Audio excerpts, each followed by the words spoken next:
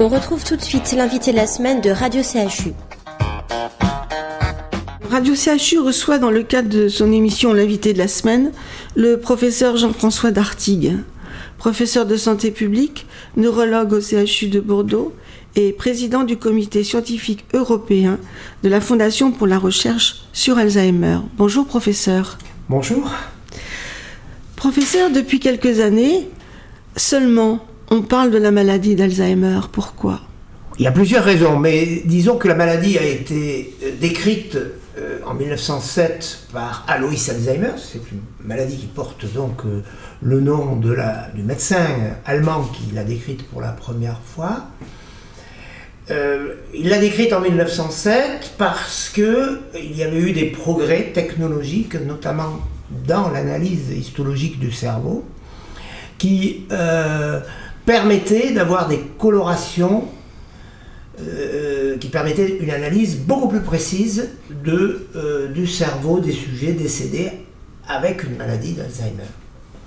Et donc il a décrit le cas d'une personne qui s'appelait Auguste Deter, donc une femme de 51 ans, qui est décédée de la maladie après 10 ans d'évolution environ. Elle avait commencé par des troubles de la mémoire et une jalousie exacerbée vis-à-vis de son mari. Donc vous voyez, la maladie d'Alzheimer, ce n'est pas que la mémoire, c'est aussi des problèmes de comportement. Et puis les choses se sont aggravées progressivement. Elle a fini par avoir les complications de la maladie, particulièrement les troubles du comportement et la dépendance, et elle en est décédée. Et Alois Alzheimer, qui la suivait en tant que neuropsychiatre, a fait aussi l'autopsie, parce qu'à l'époque, les médecins étaient plurispécialistes, et a fait l'analyse, et il a décrit les lésions qui font la maladie d'Alzheimer à cette époque-là. C'était considéré comme une maladie rare, touchant essentiellement les sujets relativement jeunes, entre 40 et 70 ans. Et il a fallu attendre bien longtemps pour que la maladie soit redécouverte. Alors comment a-t-elle été redécouverte ? Eh bien, c'est une maladie, on peut dire, médiatique, la maladie d'Alzheimer. Elle a été redécouverte, très exactement, on peut dater la chose en 1987, quand Yasmina Aga Khan, la fille de Aga Khan et de Rita Hayworth, donc l'actrice Rita Hayworth, a parlé à CBS, là c'était pas la radio, c'était la télé, a parlé de la maladie d'Alzheimer de Rita Hayworth, sa mère, qui était une icône à l'époque du cinéma, et en particulier avec le film Gilda en 1947. Bon, c'est très ancien ça, probablement parmi les auditeurs il y en a très peu qui se rappellent de films de Rita Hayworth, mais bon, c'était une rousse magnifique dans Gilda en particulier. Et imaginez que cette femme, très célèbre à l'époque, ait pu développer une maladie d'Alzheimer, c'était déjà quelque chose d'important, à la fois sur le plan médiatique et sur le plan de reconnaissance de la maladie. Et puis, il y a eu un événement qui était très particulier, c'est le passage donc de Yasmina Aga Khan qui a dit « Rita Hayworth, ma mère a une maladie d'Alzheimer, et moi, sa fille, je vis un drame absolu. » Donc on s'est aperçu que ce n'était pas uniquement une maladie des vieux, même si les vieux ont été célèbres, etc., mais c'était aussi une maladie qui touchait énormément la famille des vieux. Et Rita Hayworth a dit, Yasmina Aga Khan a dit en particulier, ma mère ne me reconnaît plus, moi je ne la reconnais plus, et je vis un drame absolu à cause de ça. On a donc vu que c'était vraiment une maladie de la relation, une maladie de la famille. Et que ça ne pouvait plus être négligé comme ça l'était. Et c'est donc 1987, cette première émission de télévision qui passe à la télé donc aux États-Unis. Et c'est la même année que sont créées l'Association des familles des malades de maladie d'Alzheimer, en France comme aux États-Unis, en même temps, parce qu'en fait, on a révélé un problème qui existait mais qui est resté sous-marin, dont on ne parlait jamais. Et donc à partir du moment où il y a une association de familles de malades qui se constitue, ça change complètement les choses, bien sûr. Est-ce qu'avant, on parlait de démence, on parlait pas Alzheimer, mais on parlait de démence? On parlait de démence sénile et surtout de vieillissement normal pour l'âge. On considérait On disait il perd la tête, c'est normal, quoi. Ben oui, c'est normal, il est vieux, donc il perd la tête, il perd la mémoire, il n'a plus les capacités, bon, ben il est vieux, il faut l'assumer. Bon. C'est ce qui se passe actuellement dans les pays en voie de développement. C'est-à-dire qu'on n'a pas l'argent pour assumer cette maladie, donc ce sont les familles qui le font. Le problème, c'est que dans nos sociétés occidentales, les familles ont beaucoup de difficultés à faire face. Oui, on a changé de vie, on a changé de mode de vie, on a changé de comportement. Vous parliez de comportement, on en a changé. Le couple travaille, c'est plus du tout la même vie. La femme... Enfin, l'ancien n'est plus aussi choyé entouré qu'avant, quoi. Oui, il y a d'une part effectivement le fait que le couple travaille, et puis il y a aussi une question de nombre, tout bêtement. Quand vous avez 4 grands-parents à assumer qui ont 90 ans chacun, que vous êtes juste à la retraite, c'est lourd. C'est extrêmement lourd, surtout que vous devez aussi vous occuper de vos enfants et de vos petits-enfants. Oui, c'est sûr. Donc, et c'est surtout vrai pour la femme, parce que c'est surtout la femme qui est la femme de 60 à 70 ans a une charge considérable sur ce plan-là, même si l'homme l'aide de plus en plus. Mais il n'y a pas complètement équivalence dans ce domaine-là non plus. Alors, qui peut être atteint? Vous avez dit tout le monde, en fait, mais quand même, vous avez des pourcentages à nous donner? Oui, tout le monde peut être atteint par la maladie. Le risque de la maladie, par exemple, si on atteint 95 ans, est de presque 60 à 70%. Donc quasiment tout le monde est touché. Il y a des exceptions, des gens formidables qui à 110 ans, voire 122 ans, on n'est pas sûr que Jeanne Calment avait la maladie d'Alzheimer. Il y a des exceptions, des gens qui vieillissent de manière exceptionnelle, mais la règle, c'est que si on vit suffisamment, on est tous à risque d'avoir cette maladie. Alors, donc, le facteur de risque numéro 1, c'est évidemment le vieillissement. Mais derrière, il y a les facteurs génétiques. Il y a des maladies qui sont héréditaires, dominantes, transmises par un gène particulier qui, justement, provoque l'accumulation, parce que là c'est causal, de ces protéines anormales qui sont dans le cerveau, qu'avait mis en évidence Alois Alzheimer. Seulement ces formes génétiques héréditaires dominantes, c'est moins d'1% de la maladie. La plupart du temps, le cas est dit sporadique, c'est-à-dire qu'il survient sans contexte génétique particulier. Mais combien de malades à peu près? Alors, on considère qu'en France actuellement, on est aux environs d'1 million de malades présentant une démence, dont les 2/3 ont la maladie d'Alzheimer, c'est-à-dire environ 700 000 cas en prévalence, c'est-à-dire présence de cas dans la population, 700 000, et environ 200 000 nouveaux cas par an.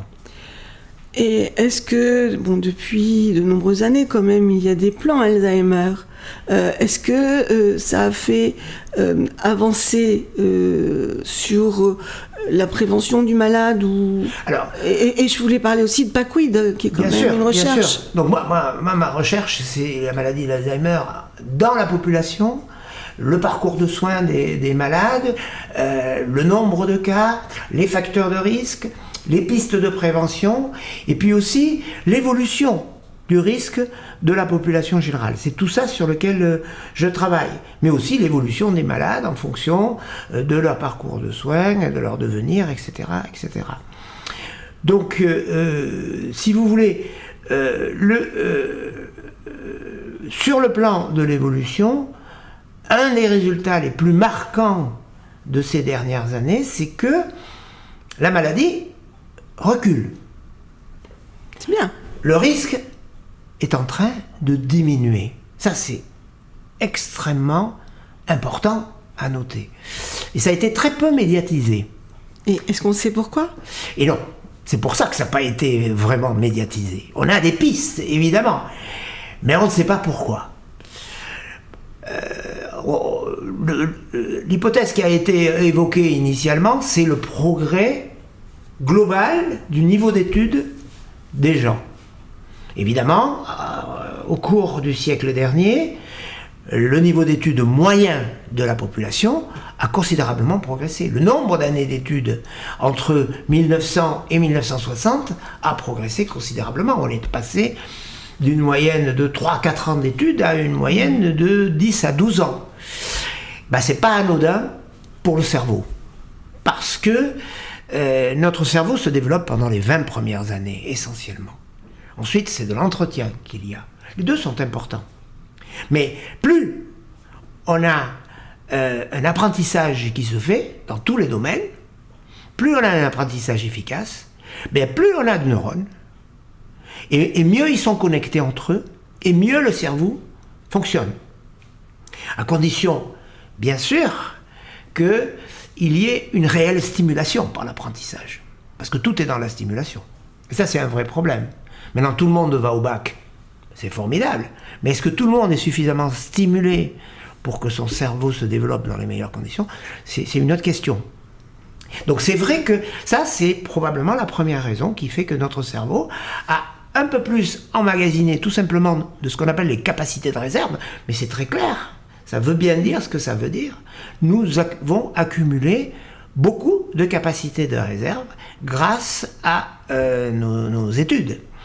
Ensuite, pour les entretenir, ces capacités de réserve, il faut avoir un métier stimulant. Ça, c'est un autre problème, et c'est un problème que la société devrait vraiment enregistrer, parce qu'il faut garder le métier stimulant tout au long de la vie. Et on n'est pas très bon pour ça.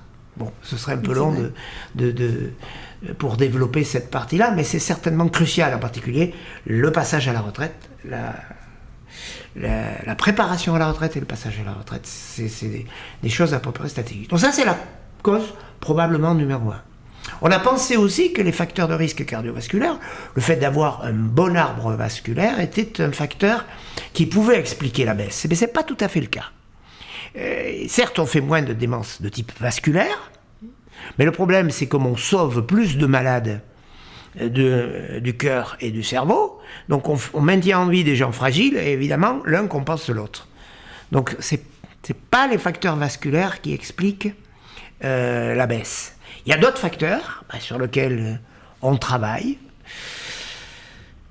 Nous, notre hypothèse, mon hypothèse, c'est qu'on vieillit mieux globalement. Et comme je vous ai expliqué que c'était le vieillissement qui était le facteur de risque numéro 1, comme globalement on vieillit mieux, par exemple, en continuant à la retraite à être bénévole et à s'occuper d'une radio. Ah bon ? Mais oui, bien sûr. Bien sûr, à partir du moment où on poursuit une retraite stimulante, c'est pas obligatoirement du travail bénévole. Pour être stimulant, on peut être complètement stimulé par la chasse ou la pêche, ou la corrida, enfin ce qu'on veut. Peu importe. On peut être stimulé par ça. Ou la défense du bien-être animal. C'est pareil, on peut être stimulé par tout ça. Mais l'important, c'est de maintenir cette stimulation. Et on travaille sur ça, sur cette idée qu'une amélioration globale du vieillissement dans tous ces aspects permet de faire reculer les maladies liées à l'âge. Parce qu'il n'y a pas que la maladie d'Alzheimer qui baisse, il y a aussi la dégénérescence maculaire liée à l'âge, il y a tous les problèmes cardiaques qui diminuent, il n'y a que les cancers qui ne diminuent pas. Vous citez aussi, et j'aime bien quand vous le redites, si on parle de la tuberculose, vous expliquez une cause de comportement et d'amélioration de conditions de vie si la tuberculose a reculé. Bien sûr, il y a déjà eu des maladies qui ont reculé sans qu'on comprenne pourquoi initialement et de manière non planifiée. Et la tuberculose est un excellent exemple, effectivement. La tuberculose était la cause principale de décès au début du XXe siècle. C'était la cause numéro 1 de décès des gens. Et elle s'est effondrée en risque au cours de la première moitié du XXe siècle, effondrée totalement alors qu'il n'y avait pas de traitement, sans qu'on comprenne exactement pourquoi. Et en fait, on a compris rétrospectivement pourquoi. On pense maintenant que la principale raison a été une évolution de l'habitat, en particulier par le chauffage central. À partir du moment où on a pu chauffer les maisons correctement, les gens se sont mis à vivre dans toute la maison, ils se sont mis à aérer les maisons, y compris en hiver. C'est très important d'aérer. Ça marche très bien pour la grippe aussi, d'aérer en hiver, mais à condition quand on ferme qu'il fasse chaud et pas froid. Et avec le chauffage central, ça marchait. on a chaud partout. Donc c'était un triomphe non planifié, vu par le chauffage central. On a à peu près le même exemple avec le cancer de l'estomac et le frigidaire, qui a fait qu'on a beaucoup mieux conservé les aliments. Et à partir du moment où on conservait mieux les aliments, eh bien, il y avait moins d'agressivité pour la muqueuse gastrique, et le cancer de l'estomac, qui était le premier cancer en 1950, s'est effondré par la suite, même s'il reste toujours des cancers très graves de l'estomac. Mais évidemment, le problème des maladies et de l'humain en général, c'est que la causalité est rarement directe. Il y a toujours des cumuls. Vous êtes sur Radio CHU et je reçois le professeur Jean-François Dartigues, professeur de santé publique, neurologue au CHU de Bordeaux, président du comité européen de la Fondation pour la recherche Alzheimer. Professeur, nous avons écouté France Gall, nous avons écouté Résiste. Pourquoi avez-vous choisi ce disque ? Pourquoi avez-vous choisi cette chanson ? Alors pourquoi je l'ai choisi ? D'abord pour rendre hommage à France Gall qui vient de décéder d'un cancer. Mais cette chanson Résiste était quelque chose de tout à fait remarquable pour bien faire passer le message que finalement, pour mieux vieillir, il faut s'adapter, développer les capacités de réserve et finalement résister à ce processus de vieillissement qui est tout à fait redoutable. Songez que l'espérance de vie, entre guillemets, attendue par la nature de l'homme, c'est 35 ans. 35 ans, c'était l'espérance de vie au moment de l'Empire romain, et qui n'avait quasiment pas changé depuis l'homme des cavernes. À peu près 35 ans. Parce que il y a des lois de la nature qui font que l'espérance de vie est essentiellement liée au fait que nous soyons mammifères, avec une taille et un poids particuliers, et elle est basée sur le fait qu'il faut avoir des enfants et les élever. Donc si vous calculez, on a des enfants à 15 ans, enfin à l'époque, et il faut 15 ans pour les élever, donc ça fait 30 ans, donc 35 ans. On trouve comme ça l'espérance de vie. Or, nous vivons 85 ans, maintenant. Donc évidemment, pourquoi on vit ? Parce que nous avons résisté. Nous nous sommes adaptés, et nous avons maîtrisé notre environnement, et c'est pas prêt de s'arrêter. Quand faut-il s'inquiéter ? Alors, c'est une très très bonne question, de savoir quand il faut s'inquiéter. Ça me permet un peu évidemment de réfléchir à la réponse. Au moment opportun, il y a deux types de moments opportuns. Il y a un moment opportun chez les gens qui veulent avoir une attitude de prévention. Ils veulent avoir une attitude de prévention, ils veulent avoir des conseils pour bien vieillir dans les meilleures conditions, et pas seulement pour leur cerveau, mais pour l'ensemble. Alors là, ça peut se faire de manière, je dirais, un peu systématique, c'est-à-dire que dès qu'on commence à avoir une petite plainte mnésique, difficulté à trouver ses clés, c'est quelque chose de très banal, qui nous inquiète un peu, on fait un bilan à ce moment-là. Et le gros avantage d'avoir ce bilan, et en particulier un bilan neuropsychologique, qu'on fait par exemple ici à la consultation mémoire au CHU, c'est qu'on a un point de départ de nos fonctions intellectuelles. Notre mémoire, notre langage, nos fonctions dites exécutives, c'est-à-dire les fonctions qui nous permettent de traiter les choses compliquées de la vie, qui nécessitent planification, la capacité visio-spatiale de se repérer dans l'espace. Donc tout ça, c'est des fonctions, et le fait de faire un bilan, ça permet d'une part de nous rassurer sur nos fonctions, et surtout d'avoir un point de départ. Parce que ce qui est très important, c'est de savoir est-ce qu'on décline ou est-ce qu'on ne décline pas. C'est pas tellement de se comparer avec le voisin. Si le voisin est ophtalmo, c'est pas pareil que si moi je suis menuisier et que mon voisin est ophtalmo. On n'a évidemment pas les mêmes capacités de langage, de structuration visuospatiale, etc. C'est évident. Donc c'est difficile de se comparer. Par contre, si on se fait un bilan à un moment où on est un peu inquiet, on est d'une part rassuré, d'autre part on a un point de départ. Ce qui fait que dans le futur, on pourra toujours comparer avec ce qui se passait avant. Donc ça, c'est la stratégie de quelqu'un qui veut avoir de la prévention. Surtout qu'au cours de ce bilan, on peut avoir finalement un suivi, des conseils, personnalisés dans les actions de prévention qu'on pourrait mener pour soi-même. dans le domaine diététique, dans le domaine des activités physiques, dans le domaine des activités stimulantes, dans le domaine y compris thymique, enfin je veux dire psychologique et sociologique. Donc là on peut avoir des conseils. Donc si on pense qu'on a envie pour soi d'avoir une stratégie de prévention, le moment opportun c'est dès qu'on commence à se plaindre. Vous voyez ? Si après tout on a une philosophie de la vie qui dit la prévention, non, j'ai envie de vivre comme je veux, sans m'inquiéter plus que ça. À ce moment-là, il faut le faire à partir du moment où les difficultés de mémoire ont vraiment des conséquences importantes dans la vie quotidienne. C'est-à-dire qu'ils nous amènent, par exemple, à faire des grosses bêtises de mémoire, oublier un rendez-vous important, avoir des difficultés à conduire, avoir des difficultés quand on a un rond-point, quand on arrive à un rond-point, on n'arrive plus à maîtriser les ronds-points. Les bretelles d'autoroute, c'est difficile aussi. Là, c'est compliqué. Un vélo qui traverse et pour lequel on n'a pas géré la conduite correctement, ça doit nous alerter parce que c'est des choses que normalement on ne devrait pas avoir comme problème. Donc là, ça mérite. C'est un moment opportun.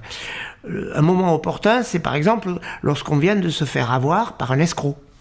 Un escroc qui vous a téléphoné, que vous êtes fait avoir, il a été enjôleur, finalement vous le recevez et il vous vend 3 extincteurs pour la maison. Bon, alors, se faire rouler une fois, ça va, 2 fois dans les 6 mois, ça va pas du tout, il y a quelque chose qui va pas. C'est le moment opportun d'intervenir. C'est ça le moment opportun, c'est-à-dire qu'on a une conséquence réelle dans la vie, soit professionnelle, soit la vie familiale, soit la vie sociale en général, qui vous gêne vraiment. Et là, c'est le moment opportun d'aller faire un bilan. Donc on peut dire à nos auditeurs que c'est au CHU, c'est à Pellegrin. Il y a une consultation mémoire à Pellegrin, il n'y a pas que là, mais il y a même 2 consultations mémoire au CHU de Bordeaux. Il y en a une à Pellegrin, une autre en gériatrie avec 2 antennes, une à Lormont et une à Xavier-Arnozan. Pour les personnes de plus de 80 ans, c'est plutôt Xavier-Arnozan et Lormont. Pour les personnes de moins de 80 ans, c'est plutôt ici à Pellegrin.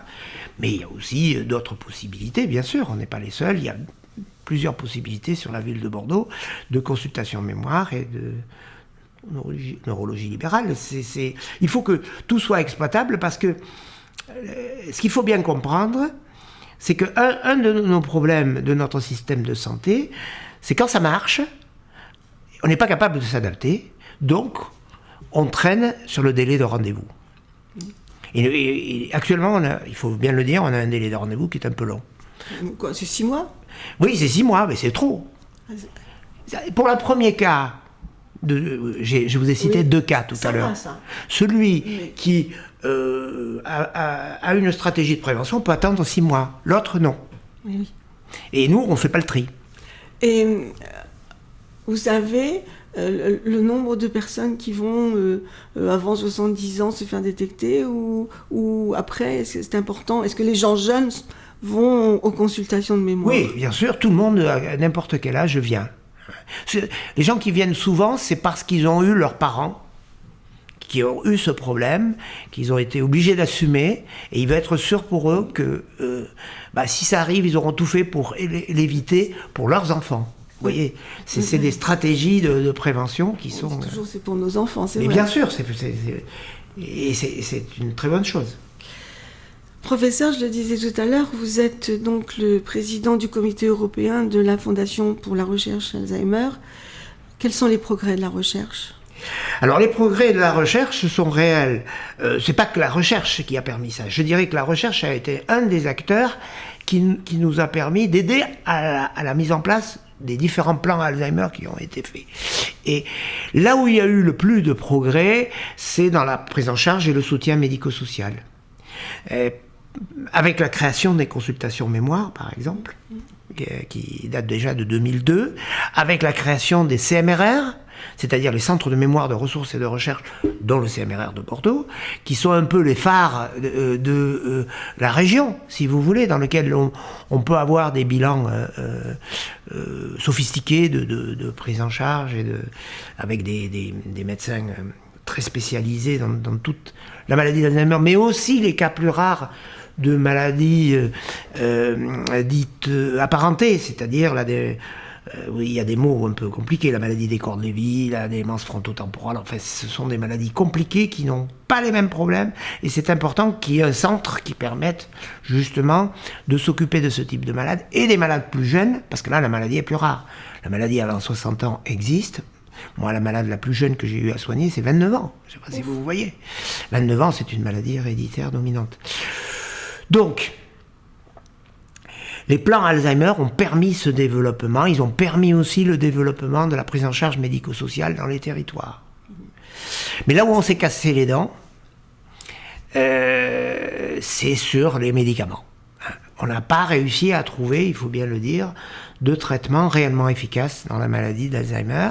Et c'est ennuyeux, parce que tout le monde y croyait. On a beaucoup parlé en faisant le pari qu'on trouverait un traitement et un traitement qui retarderait... qui retarderait l'évolution, ou qui permettrait même de récupérer aux gens. Là, on s'est cassé les dents, il faut bien le dire. On arrive à stabiliser au cours des premiers mois la maladie. Dans 15% des malades, on a une amélioration, mais ce n'est que 15%. Et ça, c'est depuis 20 ans.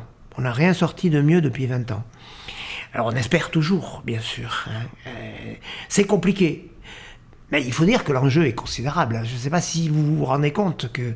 Imaginez qu'on trouve la solution de la maladie d'Alzheimer. On rentre dans la science-fiction, parce que comme c'est la cause principale de dépendance du sujet âgé, vous imaginez ce qu'il y a derrière. Dans la maladie d'Alzheimer, on ne parle pas de guérison. On parle... En tout cas pour le moment. Pour le moment, parce que, comme vous le dites, on n'a rien trouvé. On parle d'amélioration, vous nous avez parlé de conditions de vie, de comportement, de prévention, bien vieillir. Mais est-ce que notre regard doit changer aussi sur cette maladie ? Et ça, c'est un vrai problème. Et là aussi, nous avons, vous comme moi, vous en tant que professionnel ou bénévole des médias, et puis nous en tant que... bénévole. Des médias, mais je pense que effectivement, la maladie d'Alzheimer est née de la médiatisation. S'il n'y avait pas eu la médiatisation dont on a parlé avec Yasmina Agacan, il n'y aurait pas eu la maladie d'Alzheimer avec les plans que l'on a actuellement. Mais on en a peut-être trop parlé sans apporter de solution. Et il y a eu en particulier des films sur la maladie. Il y a eu des films sur la maladie, et des films tout à fait dramatiques sur la maladie d'Alzheimer et les maladies apparentées. C'est vrai que quand on voit Amour, quand on voit Still Alice, quand on voit d'autres films dont les noms m'échappent maintenant, on n'a vraiment pas envie d'avoir cette maladie. Et quand on n'a pas envie d'une chose, on l'évite. Et la stratégie d'évitement est une stratégie qui est le début de la stigmatisation de la maladie. Sur le plan sociologique, le fait d'éviter, c'est qu'on stigmatise. On met le malade dans un ghetto, on l'oublie, et puis on ne veut plus y penser. Et on y est, là, complètement, dans cette chose-là. Quand vous voulez parler de ghetto, est-ce qu'on peut dire les EHPAD ? Oui, c'est évidemment que l'EHPAD... Moi, j'ai vécu l'EHPAD avec ma belle-mère. Je dis, évidemment, l'EHPAD n'est pas un ghetto. Bon, en plus, j'étais vraiment spécialisé là-dedans. Mais l'image qu'a l'EHPAD vis-à-vis de mes amis, j'ai beau leur raconter ça, non. C'est pas ça. L'EHPAD, c'est la fin de vie, c'est redoutable. Il faut absolument changer cette image-là. Par contre, en 2 mots... Parlez-moi de ce village, à Dax, ce village landais. Oui, c'est un espoir, ça. C'est un espoir, effectivement. C'est pas un espoir vers la guérison de la maladie. Absolument pas. Mais c'est un espoir de bien meilleure vie sociale des gens qui sont dedans. C'est-à-dire que tout va être fait pour qu'ils continuent à avoir une participation à la vie sociale. Ils continuent à aller boire un coup au bistrot. Ils continuent à faire les courses, même s'ils sont incapables de payer. Ils continuent à faire du vélo, même s'ils ne peuvent pas faire de vélo. C'est ça qui est un paradoxe, c'est qu'ils font quand même du vélo. Simplement, le vélo est adapté, si vous voulez.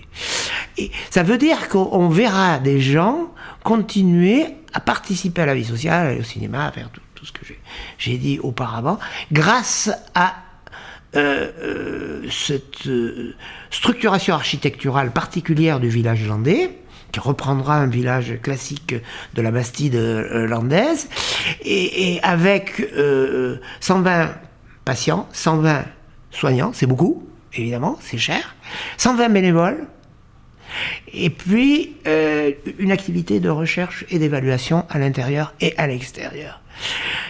Évidemment, ça coûte cher, mais si ça marche, à mon avis, ça va changer la vision que l'on aura vis-à-vis de la maladie d'Alzheimer et de l'EHPAD. Et donc ça, c'est vraiment nécessaire, en particulier pour nous, qui allons vieillir, et pour moi, et qui allons vieillir, et dont la perspective est quand même de passer les 2 dernières années de ma vie dans ce type de structure. Il n'y a pas que vous qui vieillissez. Non, bien sûr, mais les autres aussi. Voilà. Professeur, on ne se lasse pas de vous écouter. J'espère que vous allez nous promettre de revenir une prochaine fois sur Radio CHU. Il y a tant à dire sur la maladie d'Alzheimer. Et je vous remercie beaucoup pour nos auditeurs. Merci à vous. C'était Marie-Thérèse Audineau qui recevait le professeur Jean-François Dartigues, neurologue au CHU de Bordeaux, avec Dorian à la technique. Au revoir, professeur. Au revoir. Radio CHU, c'est ta radio.